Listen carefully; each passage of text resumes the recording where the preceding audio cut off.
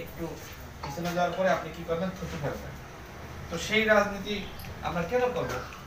আমরা জনগণের আস্থা অর্জনের রাজনীতি করবো। এই যে আপনার দৈনিক প্রতিজ্ঞা পত্রিকায় তারেক রহমানের যে বক্তব্য আপনি নিজেই লিড নিউজ করেছেন, তো এটা তো আমাদের মানতে হবে, এটা সবাইকে মানতে হবে। এটা তো ভালো কথা বলছে, ভালো কথা যেই বলুক, যে দলের নেতাই বলুক, এটা তো আমাদের অনুসরণ করা দরকার।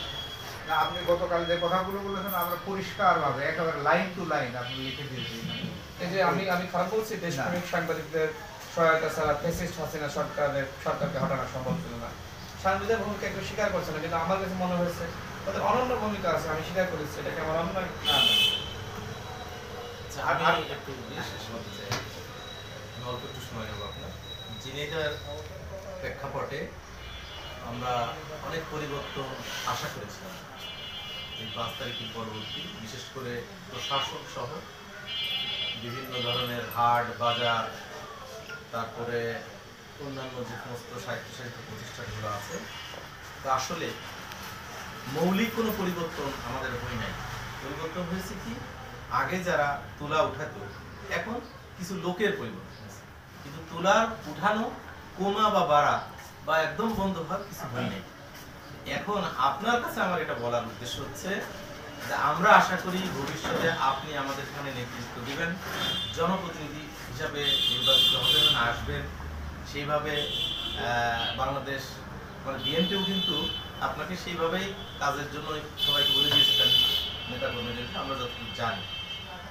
এখন এইটা কি আপনার নলেজে আছে যে প্রত্যেকটা অফিসে এখন প্রচন্ড ঘুষ চলছে স্বাভাবিকভাবে একদম আগের মতোই, আর দখলদারিত্ব সব জায়গায় হয়ে ঠিক আগের মতোই চাঁদাবাজি তোলাবাজি যা এসছে তাই চলছে। এটা যদি আপনার নলেজে থাকে তাহলে এখন কি আপনার কিছু করার আছে? যদি না থাকে ভবিষ্যতে যখন আপনি জনপ্রতিনিধি আসবেন তখন কি এটা উঠাতে পারবেন? এটা আমার কাছে আপনার জানা। আপনি বোধহয় আমার ঝিনাইদহ আসার পরে এই বক্তব্যগুলো আপনি অবশ্যই খেয়াল করেছেন। আমার বক্তব্যের মধ্যে কিন্তু এই বিষয়গুলো ছিল।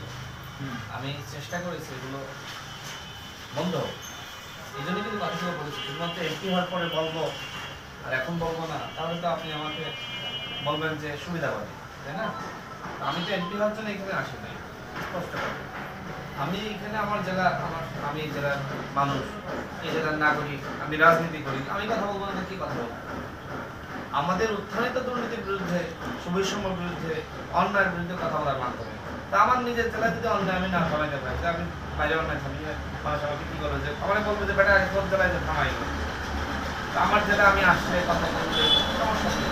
সে মনে করবে আমার কথায় সমস্যা আছে, এর সমস্যা আছে, এটা আসলে একটা সমস্যা। এগুলো ভয় পেয়ে আজকে রাজনীতি করা যায় না। রাজনীতি একটি ভালো লাগার বিষয়। আমার রক্ত মাংসের সাথে রাজনীতি মিশে গিয়েছে। কে কি মনে করলো, কে কি বললো, এগুলো দেখে আমার রাজনীতি আমি মীমাংসা করতে পারবো না। আমার রাজনীতি আমার বিবেক দ্বারা পরিচালিত হয়। আমার রাজনীতি জনগণের ইচ্ছা, জনগণের আকাঙ্ক্ষার দ্বারা বাস্তবায়িত হয়। এখানে বিএনপি মাননীয় ভারপ্রাপ্ত চেয়ারম্যান সাহেব যে কথা বলেছে, আমি এই কথা বিশ্বাস করি যে রাজনীতির মূল কথা হচ্ছে জনগণের আস্থা অর্জন। জনগণের আস্থা অর্জনের জন্য যে আপনারা এখানে বিভিন্ন কথাগুলো বলছেন, আপনারা সোর্স, সাংবাদিকরা রিয়েল সোর্স। কোথায় কি হচ্ছে আপনি নিজেই বললেন, আপনি রিপোর্টার শ্রেণীর সাধারণ সম্পাদক হিসেবে। তার মানে আপনার ঘৃণা লাগছে, খারাপ লাগছে যে এই জায়গায় অন্যায় হচ্ছে, দুর্নীতি হচ্ছে, চাঁদাবাজি হচ্ছে, লুটপাট হচ্ছে। খারাপ লাগছে বলে তো আপনি বলতেছেন। কিন্তু আমার প্রশ্ন আপনাদের কাছে, আপনারা লিখতেছেন না কেন? এই পত্রিকায় সেই সংবাদগুলো কোথায়? আমি তো খুঁজলে কোথাও পাবো, কোথাও আছে? লিখতে পারেন না। তার মানে আপনাদের সাংবাদিকদের মুখ বন্ধ আগেও ছিল, এখনো আছে। কেন মুখ বন্ধ? অভ্যুত্থান হলে মানুষ জীবন দিল, আপনারা যদি এখনো ভয়ের মধ্যে থাকেন তাহলে দেশটা পরিবর্তন হবে? লেখার পরে তো কোনো প্রতিকার পাচ্ছে না। লেখেন, তারপর দেখে ইনশাআল্লাহ কি করা যায়। আমি লেখা দেখি না এখনো পর্যন্ত, কোনো লেখা দেখি নাই। স্পষ্টভাবে তথ্য দিয়ে কোথায় কি ঘটছে, কে ঘটাচ্ছে সব লেখেন। আমি এতটুকু বলতে পারি, লেখার সাথে সাথে এটা বন্ধ হয়ে যাবে, এতটুকু বললাম। লেখেন, তথ্য প্রমাণ সহ বন্ধ হয় নাকি হয় আমি দেখবো। একবার লেখেন, লেখে আমাকে দেন। তথ্য প্রমাণ না থাকলে এমনি হোদাহদি লেখে কোনো লাভ নাই।